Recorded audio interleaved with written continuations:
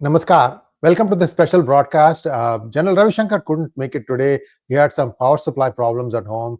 It's raining very hard, very heavily in Chennai, so he couldn't make it. So we're postponing that program to Sunday at 8:30 p.m. So do join us for that.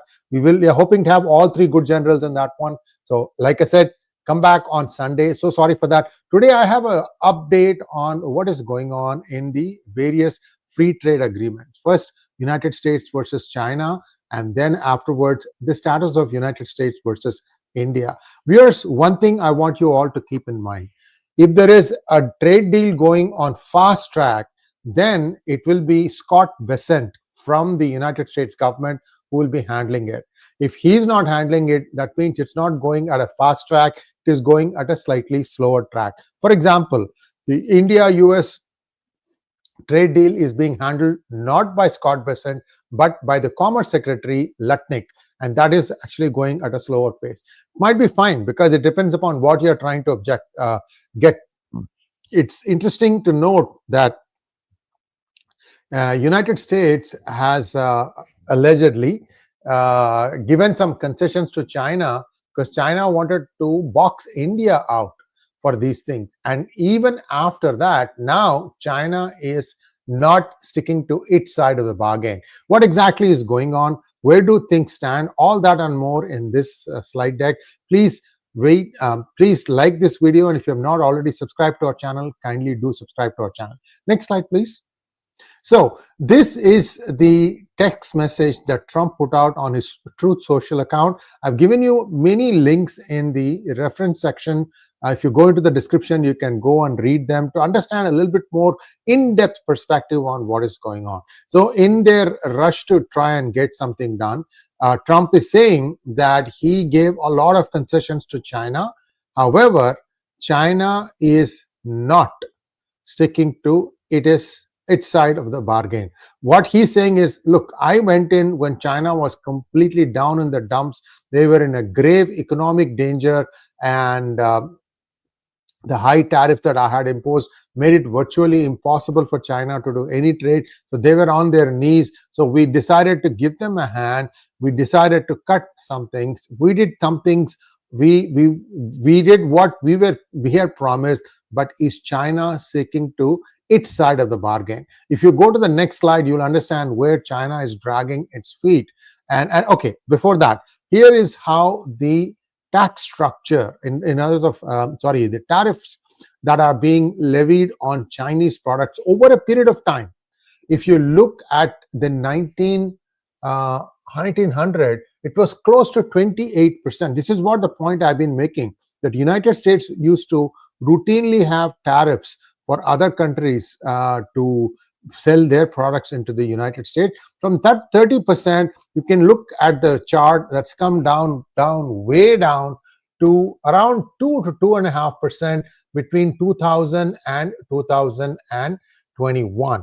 And now its effective rate is around 17%, 17.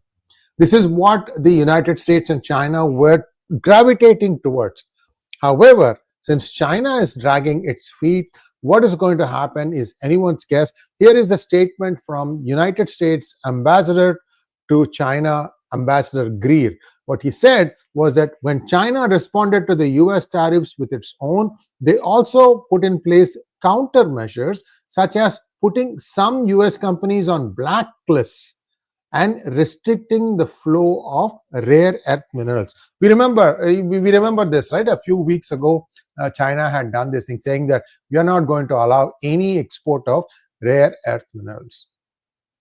Then what happened last weekend? I think it was when they agreed that they lift some of the tariffs. They removed the tariff hike like we did, but some of the countermeasures they have slowed down. It's what Ambassador Greer is saying. He added that US has been closely watching China to make sure it would comply with the deal, and that they were very concerned with the progress. You know what it indicates? Because this is not in isolation that you should look at. You should also look at what else the United States is doing to people of Chinese origin. For example, the fate of 300,000 Chinese students studying in the United States. Some of them are well into their academic programs, and US is threatening that we are going to deport each and every one of your students. What is going on? What is it that US is not saying, but it says China knows its end of the deal and it is not complying with what it agreed to. In fact, Greed says that the United States did exactly what it was supposed to do and Chinese are slow rolling their compliance, which is completely unacceptable and has to be addressed. The point that he's trying to make is that perhaps there has to be one more call between Trump and Xi Jinping to kind of iron out some of the detailed sticking points. But look at what neither side is addressing or talking about: fentanyl. Because the whole tariff thing started from fentanyl and the way China has been exporting fentanyl into the United States, including using the United States Postal Service. And that has been stopped now. A lot of things are happening. I mean, it's like total chaos in terms of what is coming into the United States ports, how much tariff is being levied. It is actually a bit of a chaotic situation right now, because one day they are saying that you can put tariffs, another day one court says that no, you cannot, third day another court comes back and says no, this can continue. I want to listen to both sides and come back with your arguments next month, which is where things stand now. Court of Appeals has said that tariffs will continue and we are going to rule on it after we are listening to both sides at the beginning of next month. My guess, viewers, my guess is that ultimately the Trump administration will prevail. Perhaps this has to go all the way to the Supreme Court of the United States, and then perhaps there will be a ruling that says that yes, the president does have the authority to levy tariffs, especially when the Congress has given its approval for this. So this is where I think the argument stands. But in the meantime, you're going to have pinpricks, and I've been saying this: no country should stop doing its free trade agreement deals just because there appears to have been a pause in the tariffs because of some court rulings. Court rulings can be overturned, and you notice that within 24 hours, the Court of International Trade, which had said this, has its decision has been put on hold, and tariffs will continue as the Court of Appeals, which is above this, is looking at this thing. That's where things stand. Again, whoever loses will go to the next higher court and the next higher court and so on until it goes to the Supreme Court, perhaps on a constitutional bench, which is when they are going to decide. But unlike India, these things will happen in a matter of days and not weeks even. So things will clarify very, very soon. And the Senate is about to vote into law or sign off on the big, beautiful budget.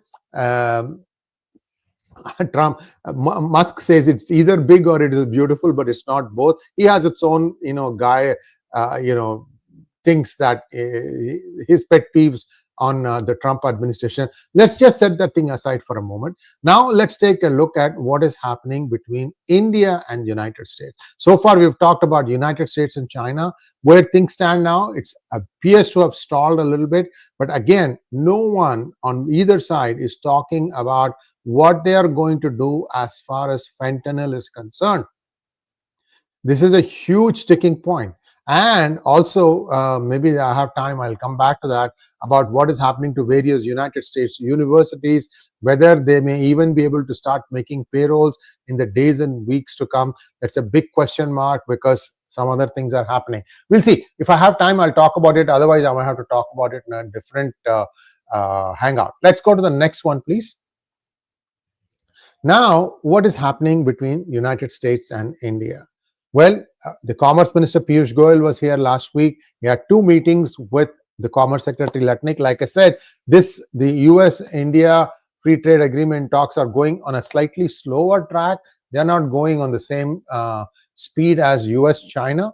Maybe it's because of the urgency, but I don't know. I mean, it depends upon what each side is comfortable with. From what I have been finding out, India is quite comfortable with having something in place by June 25th or so, ahead of the July 9 deadline, when the moratorium on the 26% taxes that US wants to levy on India expires. India wants to do it by 2 weeks before that, so they have everything in place. What are the sticking points? The sticking points now are that United States wants to sell sell electric vehicles, a bunch of other high-end equipment, and grains.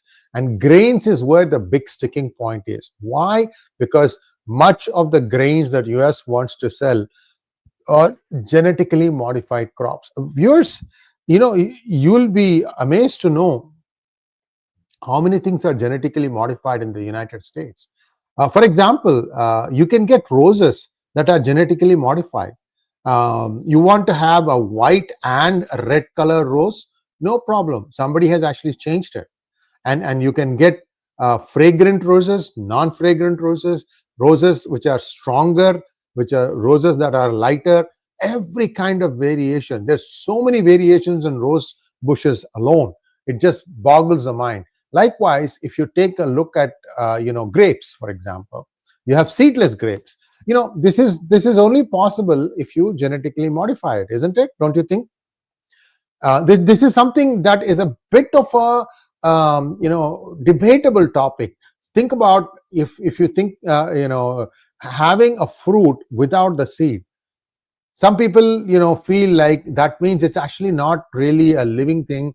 You have to have seed in a fruit for it to make sense. Mangoes are still having seeds. Dates still have seeds, but they have figured out a way to take out the seeds from grapes. So are seedless grapes genetically modified? I don't know. I'm not a subject matter expert. So those of you who are watching can probably weigh in. Likewise, we know that genetically modified rice or wheat seeds require you to buy the seeds every year from the manufacturer. Monsanto is a name that has been bandied about.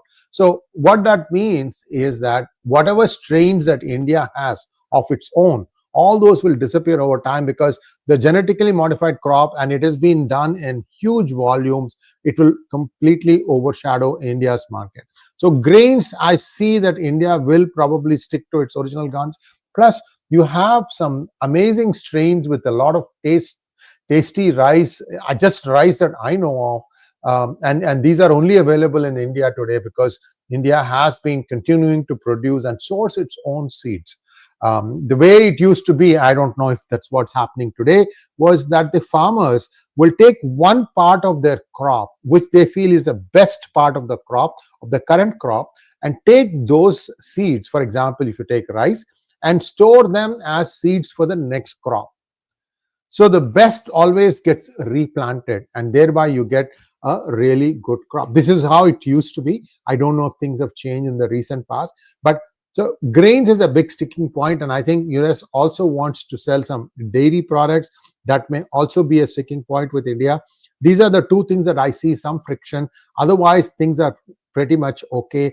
And in fact, India might even be okay to buying cattle feed from the United States. Again, cattle feed is something that is much debated. What should a cow eat? Also, you know that the yield of Indian cows is much less than the Western bulls and Western cows. And how that's going to be bridged, I think there is research going on in India also to improve the yield. For example, the Bos Indicus cow, its yield needs to improve to something much more than what it is today.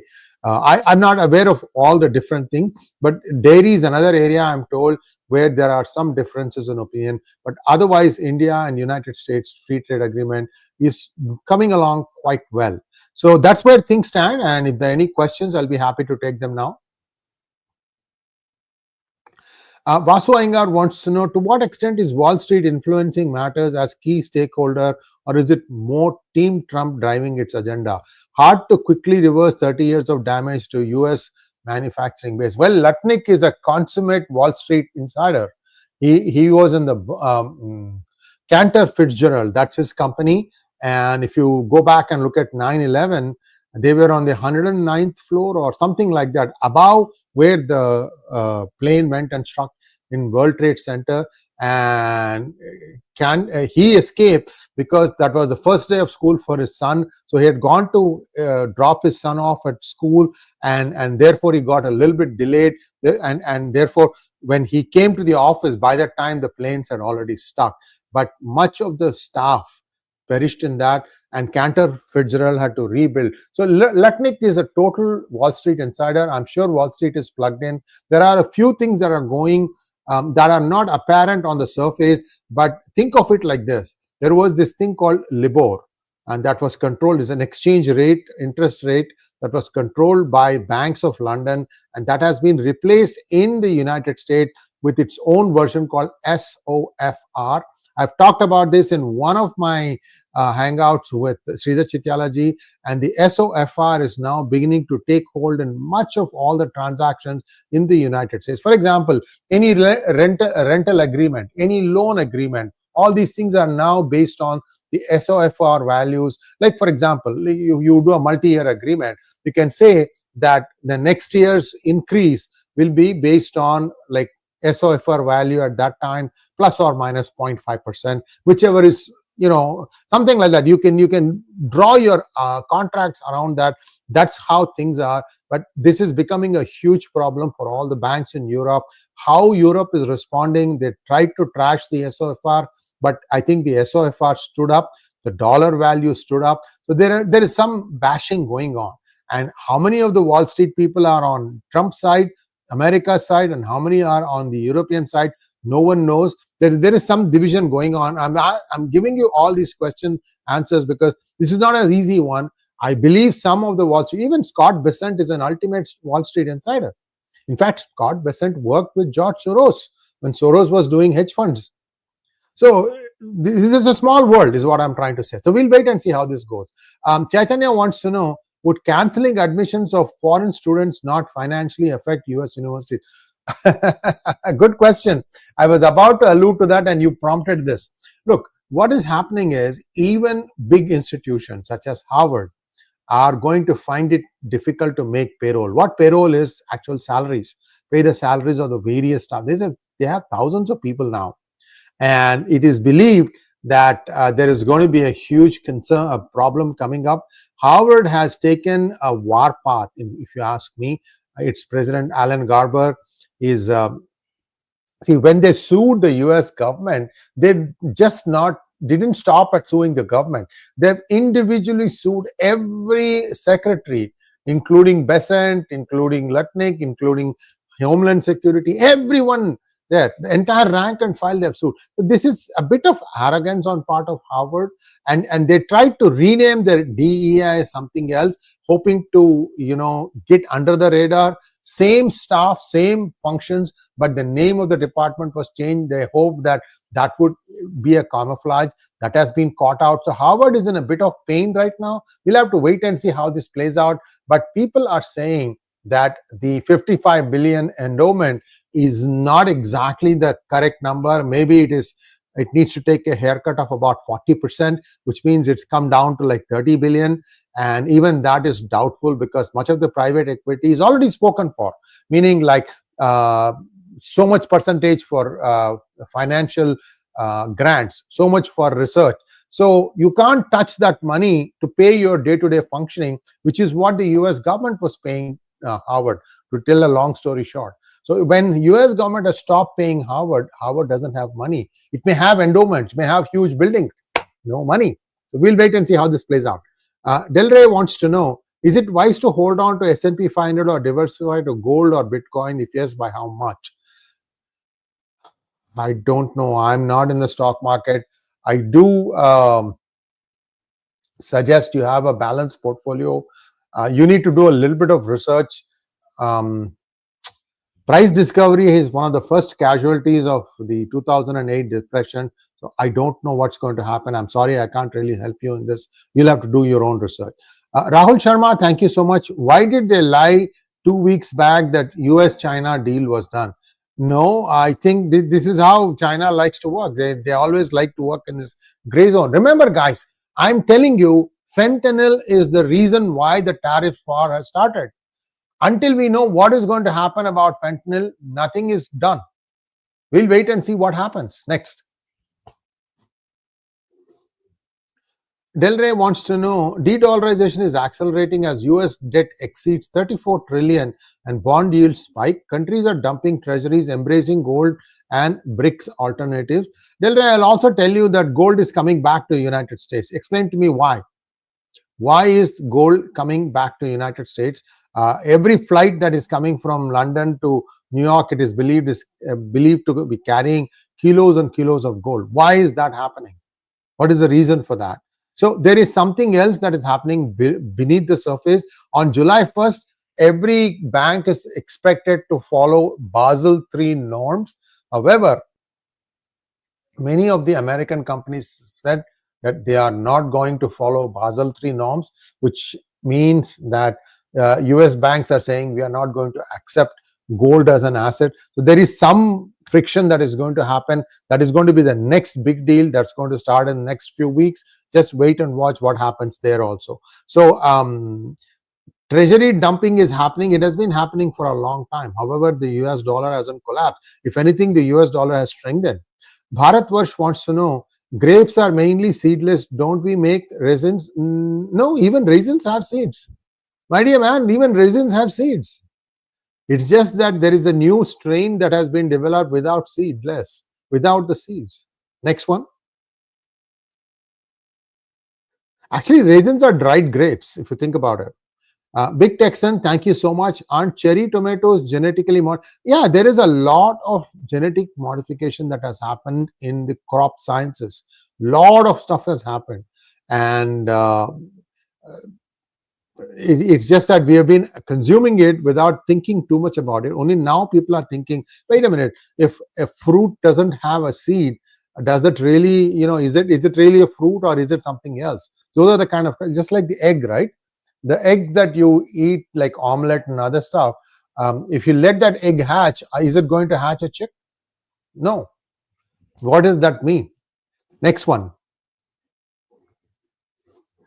Rajaraman wants to know, free trade agreement means no duty for imports from US or reduced duty. It's item by item, Rajaraman. That's why it takes time.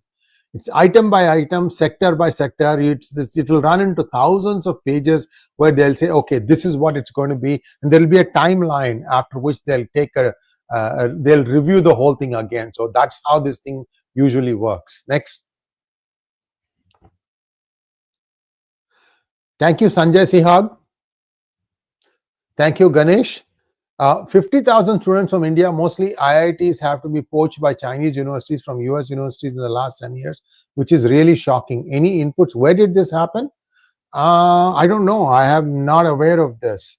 50,000 students from India, mostly IITs, that number itself is very high. Look, even today, even if you assume that 20 IITs, they'll be graduating 800 students every year. So where did 50,000 number come from? I doubt it. I think there is some math issue here. That's all we have for now. Thank you so much. Please like, share, and subscribe to our channel. Don't forget to click on the bell button for notifications. And if you have not already got your Sengol, do place an order for your Sengol. We do have them in stock. They are available for sale in India. I do have a few left in the United States, but in India, these are available for sale. Do get your Sengol. Thank you once again. Namaskar. This